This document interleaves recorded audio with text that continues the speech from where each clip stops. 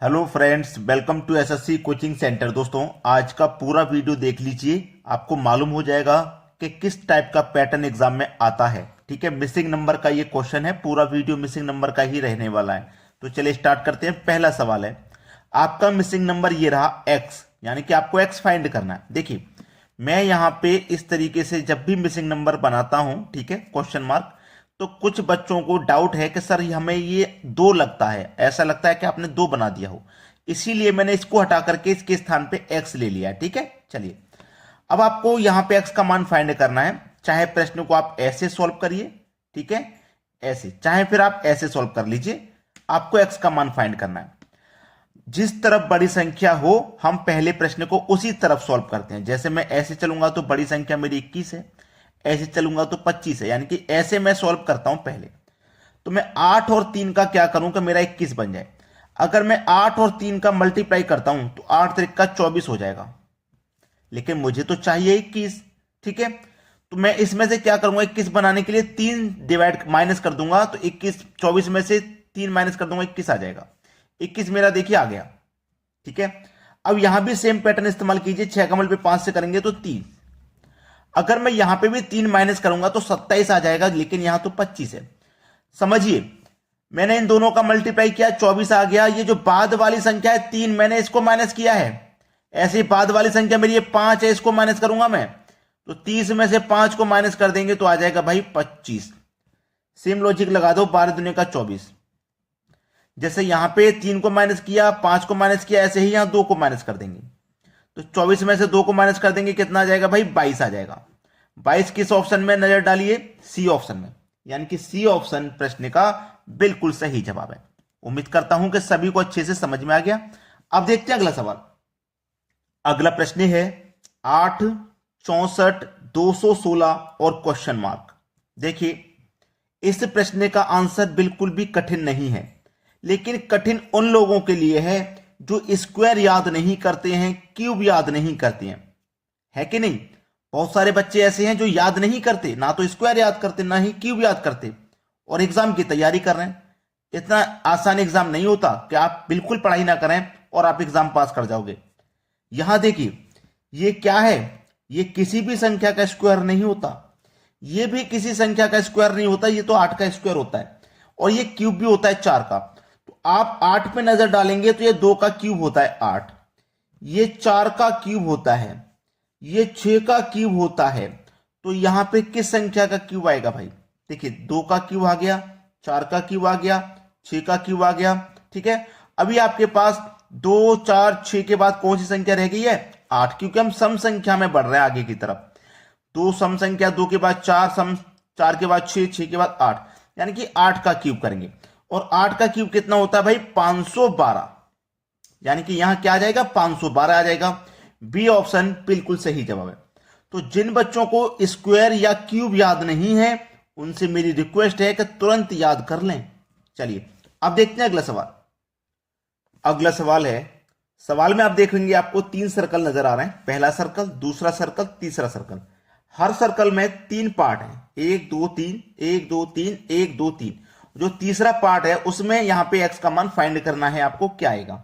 ठीक है, लॉजिक के अनुसार जो लॉजिक पहले सर्कल में है वही लॉजिक दूसरे सर्कल में भी लगेगा, वही लॉजिक तीसरे सर्कल में भी। अभी पिछले क्वेश्चन में मैंने आपको एक बात बताई थी कि अगर आप स्क्वायर और क्यूब याद नहीं करते हो तो आप एग्जाम की तैयारी मत करो, क्योंकि रीजनिंग में या फिर गणित में स्क्वायर और क्यूब की बहुत ज्यादा जरूरत पड़ती है। अब जैसे कि यहां पे आप रिलेशन बनाओगे तो आपको यह मालूम हो जाएगा कि ये जो मेरा 27 है ये 3 का क्यूब है, ये जो मेरे पास 8 है ये 2 का क्यूब है, और ये मेरे पास 1 है ये 1 का क्यूब है, यानी कि तीनों संख्याएं क्यूब की फॉर्म में हैं। 216 मेरे पास कितने का क्यूब होता है भाई, 216 6 का क्यूब होता है, पिछले ही क्वेश्चन में बताया था। ये 4 का क्यूब होता है, ठीक है, और ये 5 का क्यूब होता है। ये देखो 7 का क्यूब है, ये नहीं 9 का, सॉरी 7 का नहीं 9 का, 7 का तो ये वाला है, ये 7 का क्यूब है, ये 9 का क्यूब है। यहां पे किस संख्या का क्यूब आएगा, देखो 1 2 3 4 5 6 7 8 9, इसका मतलब यहां किस संख्या का क्यूब आएगा भाई, 8 का क्यूब आएगा। और 8 का क्यूब क्या होता है, पिछले क्वेश्चन मैंने बताया था, 8 का क्यूब होता है 512, यानी कि सी ऑप्शन बिल्कुल सही। सभी को समझ में आ गया। अब देखते हैं अगला सवाल। अगला सवाल है आपका, सवाल में आप देखेंगे आपके पास एक सर्कल है जिसमें 4 भाग हैं, 6, 5, x और यहां पे 126, यानी कि इस x का मान आपको पता करना है। क्या रहेगा? x का मान पता कर लेंगे तो आपको आंसर मिल गया। लेकिन इस तरीके के क्वेश्चन को कैसे किया जाता है वो सीखिए। सबसे पहला तरीका रहता है कि आप आमने सामने रिलेशन बनाएं। जिस तरीके से 5 के सामने 126 है, उसी तरीके से 6 के सामने क्या आएगा। तो पहले यह पता लगा लीजिए कि 5 के सामने 126 कैसे है। आपको अच्छे से मालूम है कि अगर आप 5 का क्यूब करते हैं तो 125 होता है, और उसमें अगर आप 1 जोड़ देंगे तो आपको 126 मिल जाएगा, यानी कि 5 के क्यूब में आपने 1 जोड़ दिया। ऐसे ही आपके पास 6 है तो 6 का क्यूब करेंगे। 6 का क्यूब कितना होता है? 216। क्यूब में आपने यहां पे 1 जोड़ा था तो आप यहां भी क्या करोगे? 1 जोड़ दोगे। ठीक है, 216 में 1 जोड़ दोगे, ये हो जाएगा 217। तो इसका मतलब x की जगह पे 217 आ जाएगा, और 217 हमारे बी ऑप्शन में दिया गया है। ये हो जाएगा प्रश्न का बिल्कुल सही जवाब। क्लियर हो गया सभी को? अब देखते हैं अगला प्रश्न। अगला प्रश्न है, यहां पे देखेंगे x ये रहा, x का मान आपको फाइंड करना है। ठीक है, और संख्याओं को ध्यान से देखेंगे तो आपको नीचे की तरफ ऐसे बड़ी संख्या देखने को मिलेगी।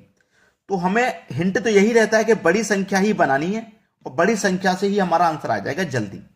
तो मुझे यह भी सोचना है कि जब मेरा x यहां पर है तो ये वाली संख्या कैसे है, ये वाली संख्या कैसे है, तभी मेरा x फाइंड हो जाएगा। ठीक है, इस वाली रो की संख्याओं को हमें फाइंड करना है। तो मेरे पास बड़ी संख्या क्या है? 18 है। 18 है ना बड़ी संख्या, मुझे फाइंड करना है 2। एक 18 मैंने ले लिया, अब ऊपर की 5 और 4 बची, यानी कि इस वाले कॉलम को मैं सबसे पहले हल करूं तो मैंने बड़ी संख्या 18 ले ली, ऊपर की दोनों संख्याओं को मैं जोड़ लेता हूं। 5 और 4 कितना हो जाएगा? 9। तो इस 18 में क्या करूं? इन दोनों को जोड़ के डिवाइड कर दूं, तो 2 बार में डिवाइड हो गया, यानी कि मुझे ये 2 मिल गया कि नहीं।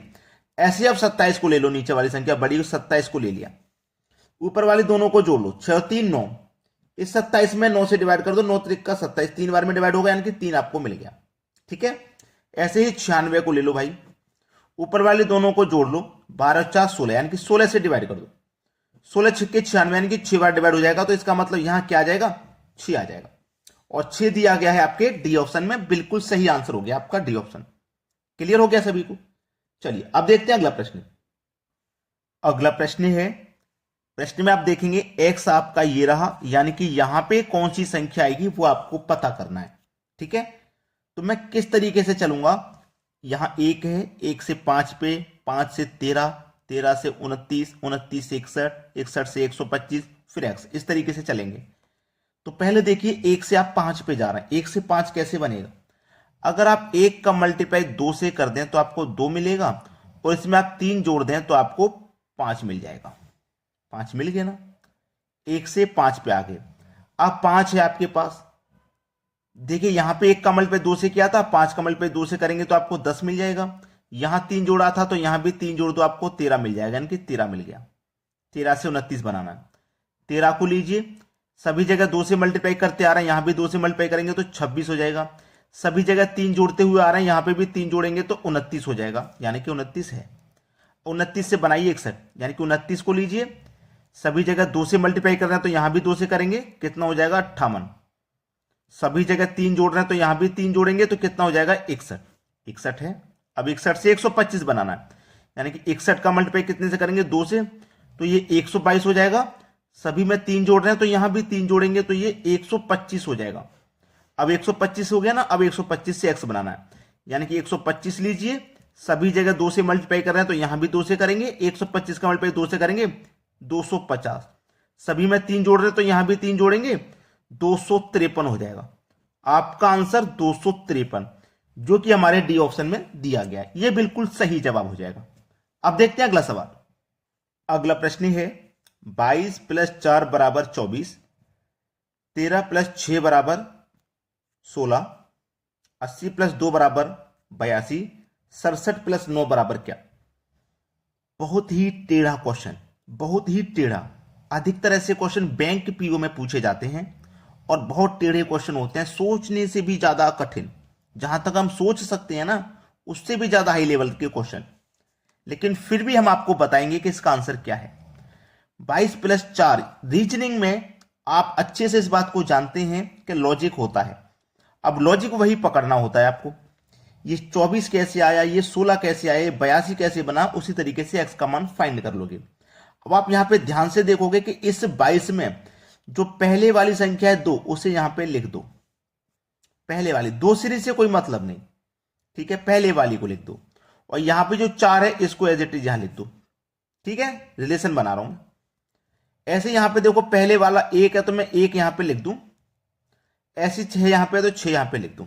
दूसरी वाली से कोई मतलब नहीं, यहां भी दूसरी से कोई मतलब नहीं था, यहां भी कोई मतलब नहीं था, यहां पे भी कोई मतलब नहीं होगा, यहां पे भी दूसरी से कोई मतलब नहीं।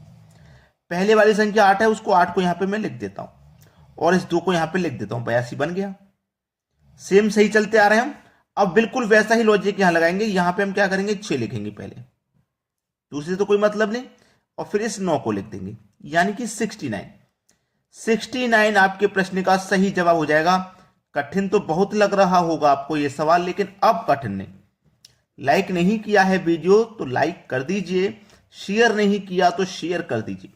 ठीक है दोस्तों, धन्यवाद।